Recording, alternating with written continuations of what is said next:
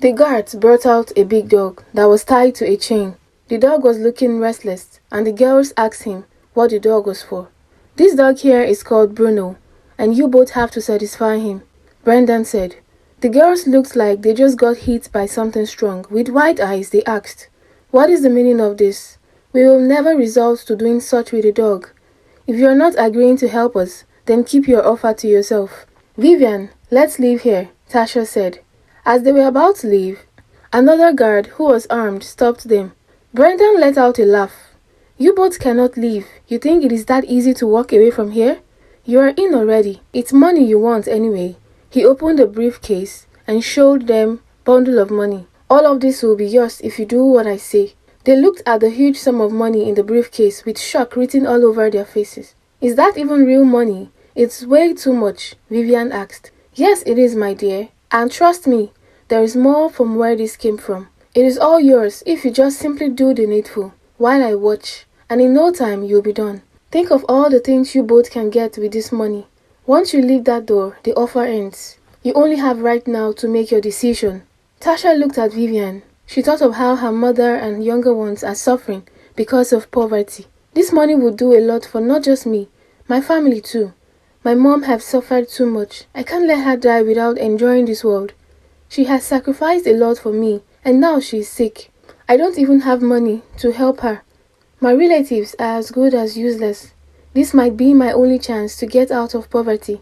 I think I will take the offer," Tasha said with teary eyes. Vivian looked at Tasha, emotions filling her eyes. She knew what Tasha had suffered, and she understood her. They had come to Brendan for help. They met him on social media, a billionaire who became friends with them online, and as time went on, they shared stories of personal and family struggles with him. He offered to help them with any sum if only they came to see him. They thought about it and finally agreed to it. They didn't expect to be in this situation. They knew he had money, but they didn't expect him to make them to do such before he gives them. The thought of the big dog makes them want to puke. "I can't do it, Tasha," Vivian said. "Just look at that dog. It is disgusting. It's acting like it will devour us at any moment. Aren't you scared of contacting an illness or something?" Brendan watched both girls with amusement visible in his eyes. "I know you will both give in at last. No one can resist this amount of money that easily," he said in his mind as he watched them. "We can get treated with the money and there will still be enough to give us a better life. Are you not worried about your future? How long will you continue to clean people's houses for a living? That money they pay you is peanuts compared to this," Tasha said. Deep down, Vivian was battling with herself. She thought of how she had been called a great child by religious leaders. Maybe this is the way the greatness would come. With this money, she can achieve great things. Not even her entire relatives put together could give her that money. It is not like she's dying, just a one-time risk that will change her life for good forever. "Fine," Vivian finally said, after the long thought. "The moment we are done and walk out that door, it is assumed that this never happened. This secret is to the grave," Tasha nodded in agreement. They faced Brendan. It was Tasha who spoke first, her tone sharp and unwavering. "We agree, but this is like risking our life. You have to increase the money you are offering. If we want to do this, it should be really worth it. Isn't that correct?" she asked Vivian. Vivian, who didn't see this coming, replied, "Yes, that's correct, and we want full payment, not a next-time dealing." Brendan looked at both of them with surprise on his face. "I never knew you both would love money to the point of asking for more, even though I offered you enough." He signaled his guards to go into another room and they brought more money and added to the previous one. The girls were shocked. They didn't think it would work, but they kept their faces straight, and Tasha said, "Let's begin." And that was it. They took both girls to a room that had red lights. They gave them a costume to wear. All of this for just a dog? Vivian thought to herself. After changing, they brought the dog in and it looked calmer. Brendan then spoke. "Bruno had been injected with a drug that made him fully erected. Now you both have to take turns until it is satisfied. And I'll be here to watch everything." The girls looked at each other and they could tell what the other was thinking. We've gone too far to back down. And with one final look at each other, Tasha stepped forward and put herself in a position where the dog can do its business. Brendan brought the dog closer to her and the business commenced. The room was filled with screams and barking. The laughter of Brendan was also heard. Next, it was Vivian, and the circle continued. till the dog finally relaxed. Both girls had gone 5 times each, and they looked like there was no life in them anymore. The guards took the dog away and Brendan clapped for them, his face full of excitement. Wow, that was a beautiful scene to behold. Now I feel like this shouldn't be the last time we will do this. You can always call me whenever and I'll turn up with Bruno. You girls are good. Now the money is all yours. Go and enjoy wealth and fame, he said and left them there. They sluggishly went to the restroom and took their bath. They both wanted to cry, but reality was in their faces. This is what they had done for money. There was no point crying. Brendan gave them a car each for impressing him, and as they got home, they shared the money into 2 portions, and they both decided to go for medical checkup. They were ashamed to tell the doctor what they did. They just said they need a general body checkup, and every test came out clean. They said to themselves, "We are free then. Let's go spend this money wisely. We suffered and risked our life to get it.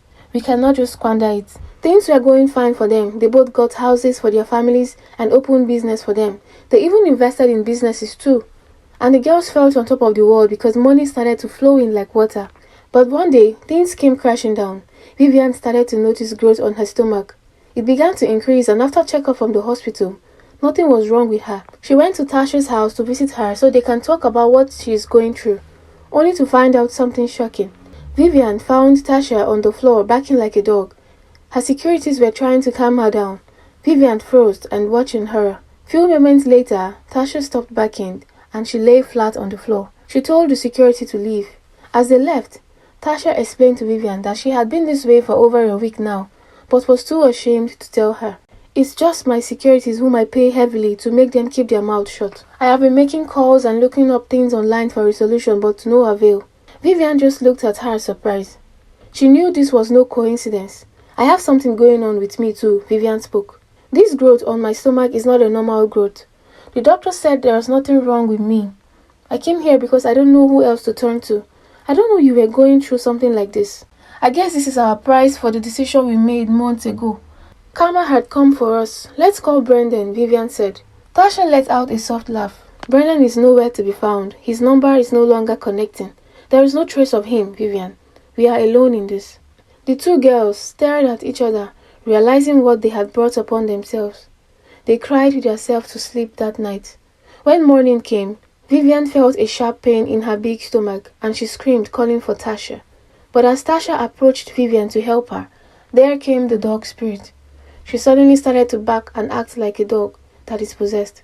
The guards came rushing and saw both girls reacting. They didn't know what to do, as this was becoming tougher than they thought. They suddenly became scared to touch them. What if they die on our watch? We will be tagged criminals. They looked at each other and one of them decided to call the authorities to come handle the situation. As the police arrived, they shot Tasha with a tranquilizer to make her calm and they carried her to their vehicle. Vivian, on the other hand, could not move on her own, so they helped her. At the station, the girls confessed to what they did and Brendan became wanted by the authorities.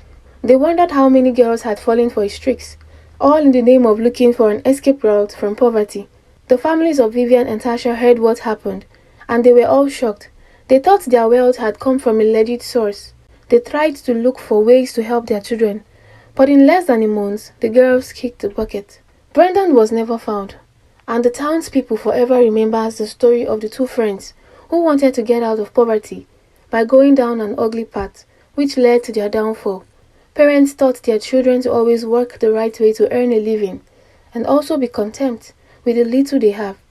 Life is a process, and one doesn't have to look for shortcuts to wealth, because the end is not going to be rosy. Hope you enjoyed this story. See you in my next story.